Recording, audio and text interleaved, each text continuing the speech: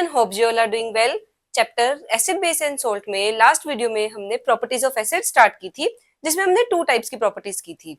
एक तो एसिड की रिएक्शन करी थी विद मेटल, दूसरी करी थी एसिड की रिएक्शन विद मेटल कार्बोनेट और मेटल बाइकार्बोनेट। आज हम करने लगे हैं एसिड की रिएक्शन विद बेस। आपने पढ़ी हुई है फर्स्ट चैप्टर में भी, एसिड जब बेस के साथ रिएक्ट करते हैं सॉल्ट और वाटर बनाते हैं, रिएक्शन का नेम है न्यूट्रलाइजेशन रिएक्शन। तो reaction of acid with base, acid react with base to form salt and water, जिसको न्यूट्रलाइजेशन रिएक्शन बोलते हैं। In general acid plus base give salt plus water. अब इसका एक एग्जांपल लिख लेते हैं। एसिड हाइड्रोक्लोरिक एसिड, नेम जरूर याद रखना, हाइड्रोक्लोरिक एसिड। जब हमने हाइड्रोक्लोरिक एसिड को रिएक्ट किया बेस सोडियम हाइड्रोक्साइड के साथ, NaOH एक बेस है, सोडियम हाइड्रोक्साइड, जब ये दोनों रिएक्ट करेंगे सॉल्ट बनेगा। ये हमने पहले भी किया रिएक्शन। इसका कटायन इसके अनायन के साथ जाएगा, सोडियम क्लोराइड। एक तो सोडियम क्लोराइड बनेगा प्लस साथ में फॉर्म होगा वाटर।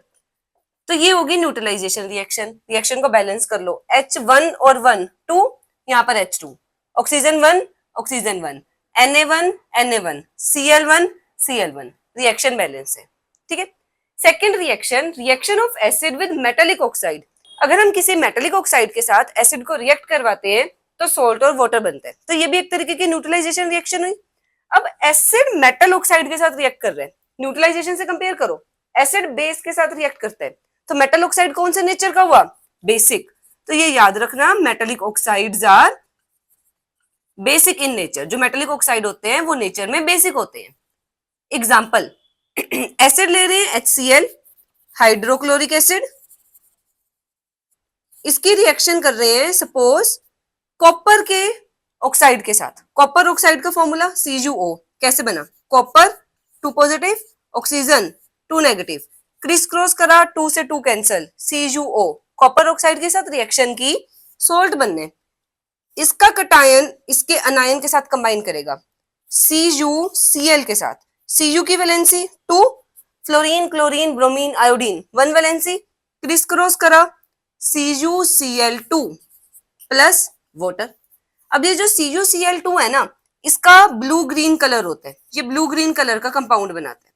रिएक्शन को बैलेंस करो, H1 H2 डबल करना पड़ा, Cl2 Cl2, Cu1 Cu1, O1 O1, reaction balance होगी। तो इस तरीके से इस रिएक्शन से आपने ये लर्न किया कि मेटेलिक ऑक्साइड की नेचर कैसी है, बेसिक नेचर की है। ये अगले चैप्टर में भी काम आएगा, मेटल्स एंड नॉन मेटल्स में भी, वहां पर भी ध्यान रखना, ठीक है। कोई भी मेटेलिक ऑक्साइड दिया हो, इसी तरीके से रिएक्शन कर सकते हो। एक और एग्जांपल देख लेते हैं। अगर मैंने सल्फ्यूरिक एसिड लिया, उसकी रिएक्शन करी जिंक ऑक्साइड के साथ, क्या फॉर्म होगा? जिंक जाएगा SO4 के साथ, फॉर्मूला बना लो, जिंक की वैलेंसी 2 पॉजिटिव, SO4 2 नेगेटिव, 2 से 2 कैंसल, ZnSO4 प्लस H2O।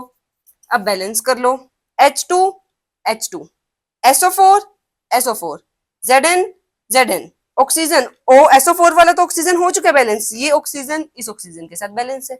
तो कोई भी मेटल ऑक्साइड हो, सॉल्ट बनाना है, वाटर बनाना है, रिएक्शन को बैलेंस करना है। अब डिस्कस कर लेते हैं कुछ क्वेश्चंस, इंपॉर्टेंट क्वेश्चंस हैं जो प्रॉपर्टी से रिलेटेड ही हैं।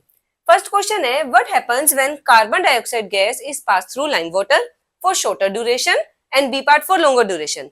हमने पढ़ा था जो कार्बन डाइऑक्साइड है उसके लिए जो कंफर्मेटरी टेस्ट है, कंफर्मेटरी टेस्ट या कैरेक्टरिस्टिक टेस्ट, CO2 को अगर टेस्ट करना हो कि कोई जो गैस फॉर्म हो रही है वो CO2 ही है, तो उसके लिए क्या करते हैं, CO2 को लाइम वाटर से पास करवाते हैं।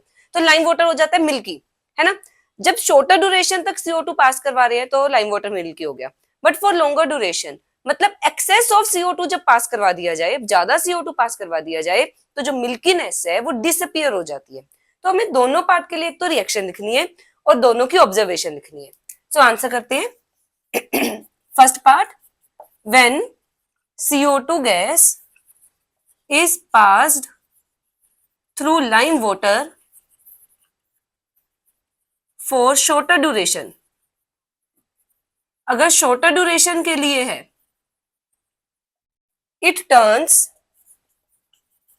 लाइम वाटर मिल्की, ये लाइम वाटर को मिल्की कर देगा। रिएक्शन लिखते हैं। अब जो लाइम वाटर है उसका फॉर्मूला है calcium hydroxide, CaOH whole twice. Calcium hydroxide बना कैसे? Ca कैल्शियम 20 नंबर पर आता है, 2,8,8,2 valency +2, hydroxide OH valency polyatomic ion है -1, क्रिस क्रॉस करा CaOH whole twice, CaOH whole twice बन गया। इसके थ्रू जब CO2 गैस पास करवाई जाएगी ये फॉर्म करेगा कैल्शियम कार्बोनेट। कैल्शियम कार्बोनेट का फॉर्मूला बना लेते हैं। कैल्शियम 2 पॉजिटिव, कार्बोनेट 2 नेगेटिव, 2 से 2 कैंसल, CaCO3 प्लस H2O। ये जो CaCO3 है ना ये व्हाइट कलर का सॉलिड होता है और क्योंकि ये सॉलिड है ये सेटल डाउन करेगा, नीचे की तरफ बैठेगा।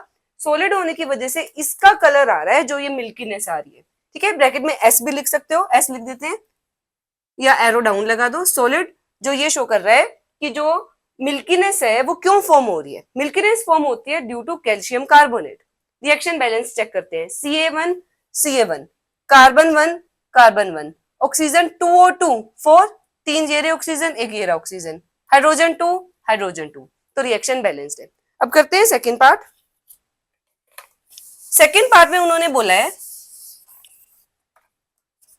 अगर जो लाइम वाटर है उसमें से CO2 गैस को लॉन्गर ड्यूरेशन के लिए पास करवाया जाए, ज्यादा देर के लिए पास करवाया जाए, मतलब when CO2 gas is passed in excess, अगर एक्सेस क्वांटिटी में CO2 है तो क्या होगा, मिल्कीनेस डिसअपियर्स, मिल्कीनेस डिसअपियर हो जाएगी। रिएक्शन कैसे लिखेंगे, जो फर्स्ट पार्ट का प्रोडक्ट है ना वो सेम लिख लो, CaCO3 प्लस H2O। अब इसमें से और जब CO2 जाएगी ये क्या करेगा, कैल्शियम कार्बोनेट सॉलिड डिसॉल्व हो जाएगा। जब ये डिसॉल्व होगा कैल्शियम हाइड्रोजन कार्बोनेट बनेगा, कैल्शियम +2, हाइड्रोजन कार्बोनेट कह लो या बाई कार्बोनेट कह लो, HCO3 -1, क्रिस क्रॉस करा Ca1 1 लिखने की जरूरत नहीं, HCO3 के साथ 2, HCO3 होल ट्वाइस। तो ये प्रोडक्ट बनता है जो कि मिल्कीनेस को डिसअपियर करता है, विच इज सोल्यूबल। ये क्योंकि डिसॉल्व हो गया तो ये विजिबल तो होगा नहीं, तो मिल्कीनेस डिसअपियर हो जाती है। रिएक्शन की बैलेंसिंग देखो, Ca1 कार्बन 1 और 1 2, कार्बन 2, ऑक्सीजन 3 और 1 4, 4 + 2 3 4 5 6, 3 2 6, बैलेंस है। कार्बन 1 1 2, कैल्शियम हो गया, हाइड्रोजन रह गया, हाइड्रोजन 2 हाइड्रोजन 2, तो रिएक्शन बैलेंस होगी। क्योंकि ये सोल्यूबल है इसीलिए मिल्कीनेस डिसअपियर हो जाती है। इंपॉर्टेंट है, कई बार वाइवास में भी ये क्वेश्चन पूछ लेते हैं कि किस वजह से मिल्कीनेस आ रही है।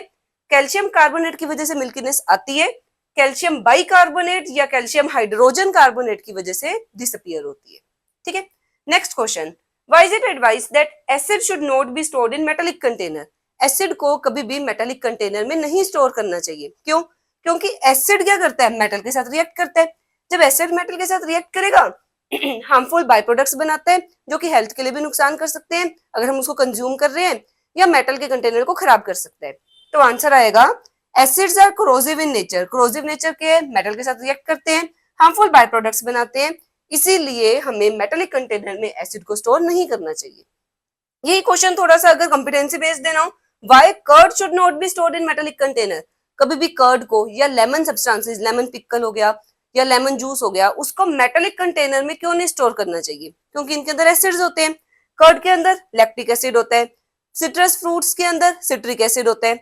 तो curd contain lactic acid, acid metal के साथ रिएक्ट करेगा, पॉइजनस हार्मफुल सब्सटेंस बनाएगा जो कि हमारी हेल्थ के लिए भी अच्छे नहीं है।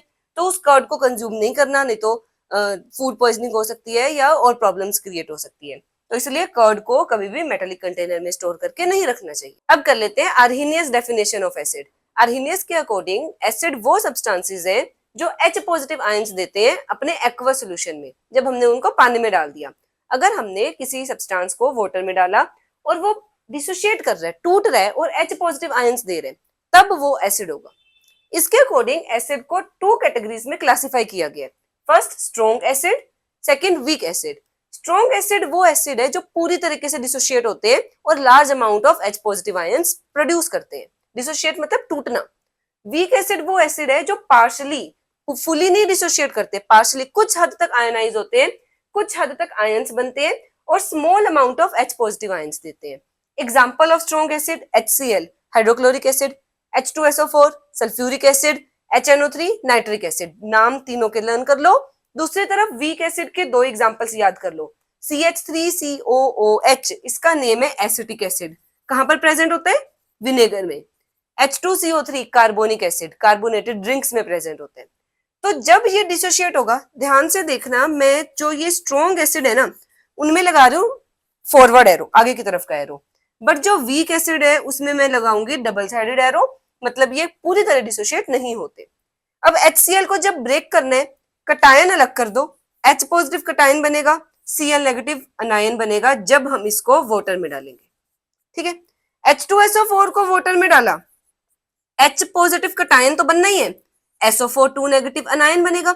H2SO4 में से SO4 का अनायन SO4 2 नेगेटिव है, H यहाँ पर 2 है, डबल कर दो। HNO3 को वाटर में डाला, एक तो H पॉजिटिव बनेगा, साथ में NO3 नेगेटिव नाइट्रेट आयन बनेगा। तो इस तरीके से ये तीनों डिसोशिएट होते हैं। अब वीक एसिड देखो, ये एक अकेला ऐसा एसिड आपने किया है जहां पर हम कटायन को बाद में लिख रहे हैं, अनायन को पहले लिख रहे हैं। H positive plus CH3COO negative, जब हमने इसको वाटर में डाला, एसिटेट आयन और H पॉजिटिव आयन बना। ऐसे ही जब H2CO3 कार्बोनिक एसिड को डालते हैं, वाटर में डालने पर H positive CO3 2 negative form होता है, H यहाँ पर 2 है, डबल कर दो। तो इस तरीके से एसिड्स की डिसोसिएशन होती है। आर्हेनियस कंसेप्ट के अकॉर्डिंग कुछ क्वेश्चंस रहते हैं, वो हम स्टार्ट करेंगे नेक्स्ट वीडियो में। आई होप आपको यहाँ तक का चैप्टर समझ आया होगा। सो मिलेंगे नेक्स्ट वीडियो में। Till than happy learning.